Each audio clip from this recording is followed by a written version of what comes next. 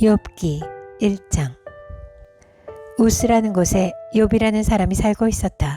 그는 흠이 없고 정직하였으며 하나님을 경외하며 악을 멀리하는 사람이었다.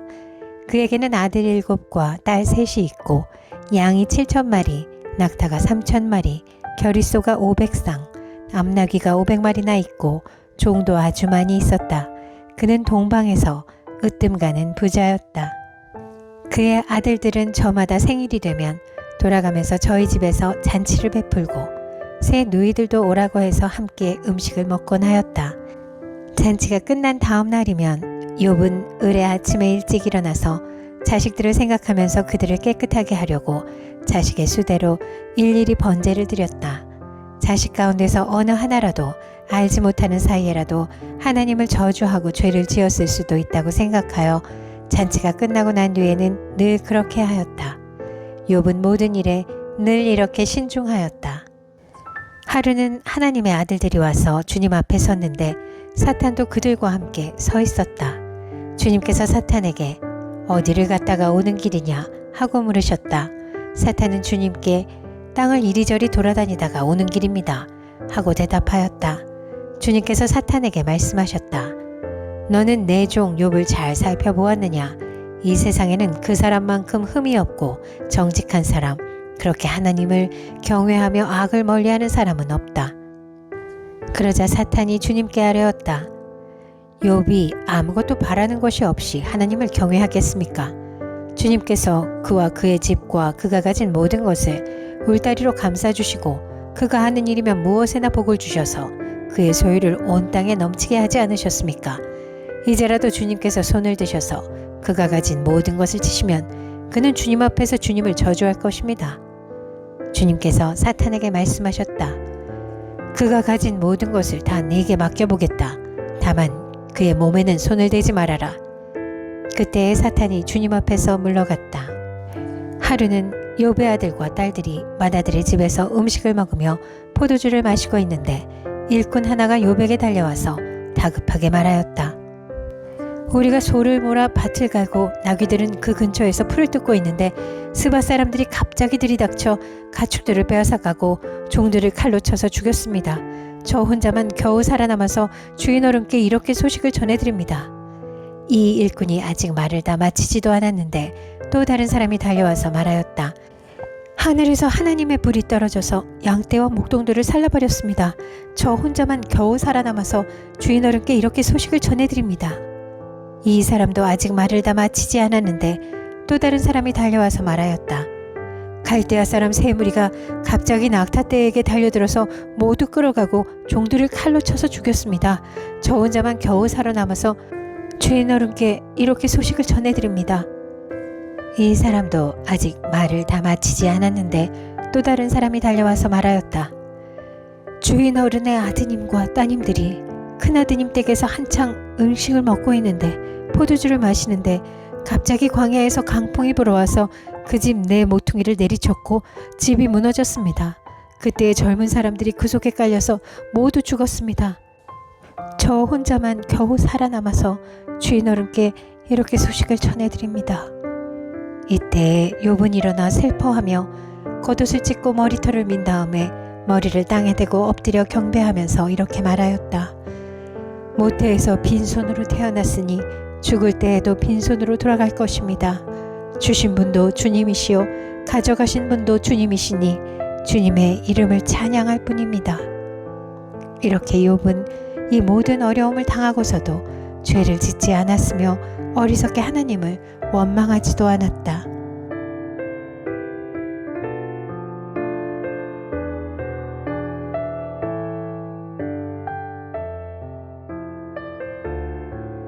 욥기 2장. 하루는 하나님의 아들들이 와서 주님 앞에 서고 사탄도 그들과 함께 주님 앞에 섰다. 주님께서 사탄에게 어디를 갔다가 오는 길이냐 하고 물으셨다. 사탄은 주님께 땅을 이리저리 돌아다니다가 오는 길입니다 하고 대답하였다. 주님께서 사탄에게 말씀하셨다. 너는 내 종 욥을 잘 살펴보았느냐? 이 세상에 그 사람만큼 흠이 없고 정직한 사람, 그렇게 하나님을 경외하고 악을 멀리하는 사람이 없다. 내가 나를 부추겨서 공연히 그를 해치려고 하였지만 그는 여전히 자기의 온전함을 굳게 지키고 있지 않느냐.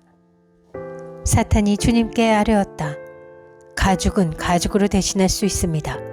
사람은 자기 생명을 지키는 일이면 자기가 가진 모든 것을 버립니다. 이제라도 주님께서 손을 들어서 그의 뼈와 살을 치시면 그는 당장 주님 앞에서 주님을 저주하고 말 것입니다.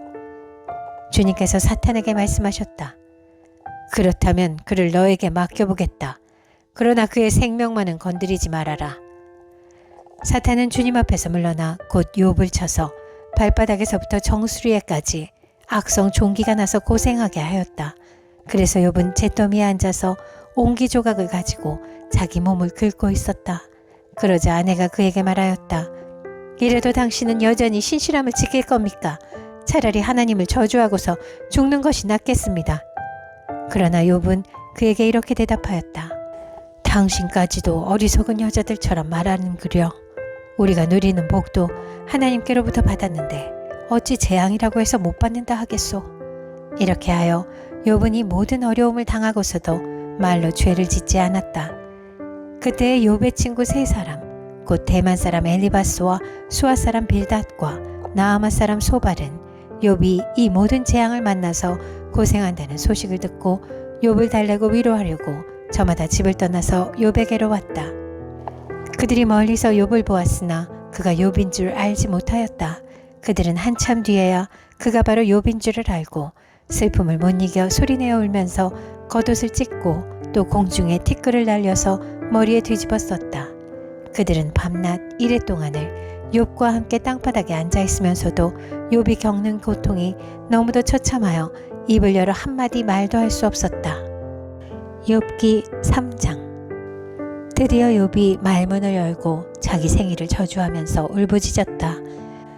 내가 태어나던 날이 차라리 사라져버렸더라면, 남자아이를 배웠다고 좋아하던 그 밤도 망해버렸더라면, 그날이 어둠에 덮여서 높은 곳에 계신 하나님께서도 그날을 기억하지 못하셨더라면, 아예 그날이 밝지도 않았더라면, 어둠과 사망의 그늘이 그날을 제 것이라 하여 검은 구름이 그날을 덮었더라면, 낮을 어둠으로 덮어서 그날을 공포 속에 몰아넣었더라면, 그 밤도 흑암에 사로잡혔더라면, 그 밤이 아예 날수와 달수에도 들지 않았더라면, 그 밤이 아무도 잉태하지 못하는 밤이었더라면, 아무도 기쁨의 소리를 낼 수 없는 밤이었더라면, 주문을 외워서 바다를 저주하는 자들이, 리워야단도 길들일 수 있는 마력을 가진 자들이 그날을 저주하였더라면, 그 밤에는 새벽별들도 빛을 잃어서 날이 밝기를 기다려도 밝지를 않고 동트는 것도 볼 수 없었더라면 좋았을 것을.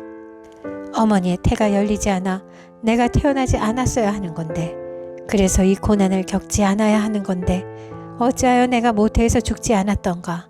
어찌하여 어머니 배에서 나오는 그 순간에 숨이 끊어지지 않았던가? 어찌하여 나를 무릎으로 받았으며 어찌하여 어머니가 나를 품에 안고 젖을 물렸던가?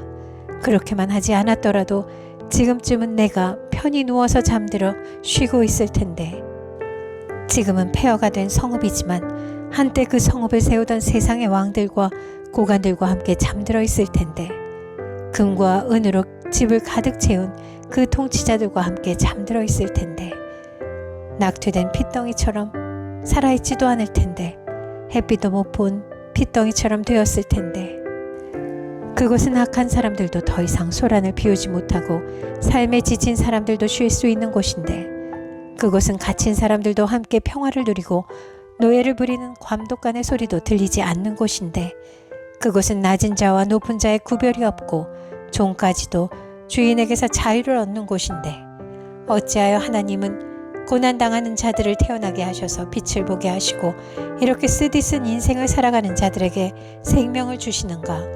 이런 사람들은 죽기를 기다려도 죽음이 찾아와 주지 않는다.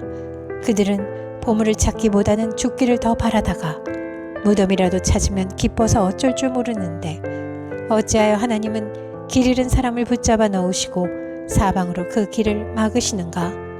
밥을 앞에 놓고서도 나오는 이 탄식이요, 신음소리 그칠 날이 없다.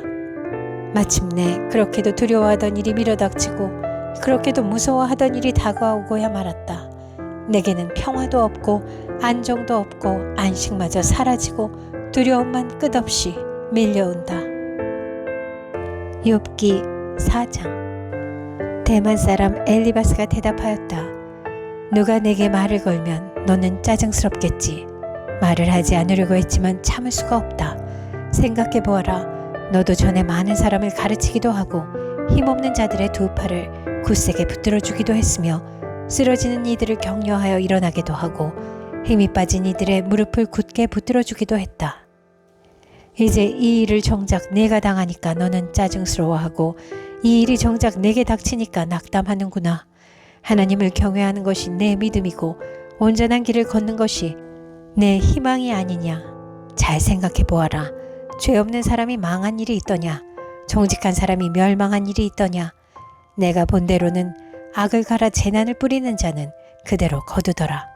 모두 하나님의 입김에 쓸려가고 그의 콧김에 날려갈 것들이다.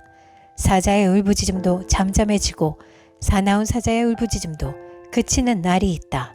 힘센 사자도 이빨이 부러진다. 사자도 늙어서 먹이를 잡지 못하면 어미를 따르던 새끼 사자들이 뿔뿔이 흩어진다. 한 번은 조용한 가운데 어떤 소리가 들려오는데 너무도 조용하여 겨우 알아들었다. 그 소리가 악몽처럼 나를 괴롭혔다. 두려움과 떨림이 나를 엄습하여 뼈들이 막 흔들렸다. 어떤 영이 내 앞을 지나가니 온몸에 털이 곤두섰다. 영이 멈춰 서기는 했으나 그 모습은 알아볼 수 없고 형체가 어렴풋이 눈에 들어왔는데 죽은 듯 조용한 가운데서 나는 이런 소리를 들었다. 인간이 하나님보다 의로울 수 있겠으며 사람이 창조주보다 깨끗할 수 있겠느냐. 하나님은 하늘에 있는 당신의 종들까지도 믿지 않으시고 천사들에게마저도 허물이 있다고 하시는데 하물며 흙으로 만든 몸을 입고 티끌로 털을 삼고 하루살이에게라도 눌려 죽을 사람이겠느냐. 사람은 아침에는 살아있다가도 저녁이 오기 전에 예고도 없이 죽는 것, 별 수 없이 모두들 영원히 망하고 만다. 생명줄만 끊기면 사람은 그냥 죽고 그 줄이 끊기면 지혜를 찾지 못하고 죽어간다. 욥기 5장. 어서 부르짖어 보아라. 내게 응답하는 이가 있겠느냐. 하늘에 있는 거룩한 이들 가운데서 그 누구에게 하소연을 할 수 있겠느냐. 미련한 사람은 자기의 분노 때문에 죽고 어리석은 사람은 자기의 질투 때문에 죽는 법이다. 어리석은 사람의 뿌리가 뽑히고 어리석은 자의 집이 순식간에 망하는 것을 내가 직접 보았다. 그런 자의 자식들은 도움을 받을 데가 없어서 재판에서 억울한 일을 당해도 구해주는 이가 없었고 그런 자들이 거두어들인 것은 굶주린 사람이 먹어치운다. 가시나무 밭에서 자란 것까지 먹어치운다. 목마른 사람이 그의 재산을 삼켜버린다. 재앙이 흙에서 일어나는 법도 없고 고난이 땅에서 솟아나는 법도 없다. 인간이 고난을 타고 태어나는 것은 불티가 위로 나는 것과 같은 이치이다. 나 같으면 하나님을 찾아서 내 사정을 하나님께 털어놓겠다. 그분은 우리가 측량할 수 없는 큰 일을 하시며 우리가 헤아릴 수 없는 기이한 일을 하신다. 땅에 비를 내리시며 밭에 물을 주시는 분이시다. 낮은 사람을 높이시고 슬퍼하는 사람에게 구원을 보장해 주시며 간교한 사람의 계획을 꺾으시어 그 일을 이루지 못하게 하신다. 지혜롭다고 하는 자들을 제 꾀에 속게 하시고 교활한 자들의 꾀를 금방 실패로 돌아가게 하시니 대낮에도 어두움을 만날 것이고 한낮에도 밤중처럼 더듬을 것이다. 그러나 하나님은 가난한 사람들을 그들의 칼날 같은 입과 억센 소나기로부터 구출하신다. 그러니까 비천한 사람은 희망을 가지지만 불의한 사람은 스스로 입을 다물 수밖에 없다. 하나님께 징계를 받는 사람은 그래도 복된 사람이다. 그러니 전능하신 분의 훈계를 거절하지 말아라. 하나님은 찌르기도 하시지만 싸매어 주기도 하시며 상하게도 하시지만 손수 낫게도 해주신다. 그는 6가지 환난에서도 너를 구원하여 주시며 7가지 환난에서도 재앙이 내게 미치지 않게 해주시며 기근 가운데서도 너를 굶어 죽지 않게 하시며 전쟁이 벌어져도 너를 칼에서 구해 주실 것이다. 너는 혀의 저주를 피할 수 있어 파멸이 다가와도 두려워하지 않을 것이다. 약탈과 굶주림쯤은 비웃어 넘길 수 있고 들짐승을 두려워하지도 않을 것이다. 너는 들에 흩어진 돌과도 계약을 맺으며 들짐승과도 평화롭게 지내게 될 것이다. 그래서 너는 집안이 두루 평안한 것을 볼 것이며 가축 우리를 두루 살필 때마다 잃은 것이 없는 것을 볼 것이다. 또 자손도 많이 늘어나서 땅에 풀같이 많아지는 것을 보게 될 것이다. 때가 되면 곡식단이 타작마당으로 가듯이 너도 장수를 누리다가 수명이 다 차면 무덤으로 돌아갈 것이다. 이것은 우리가 지금까지 살펴본 것이니 틀림없는 사실이다. 부디 잘 듣고 너 스스로를 생각해서라도 명심하기 바란다.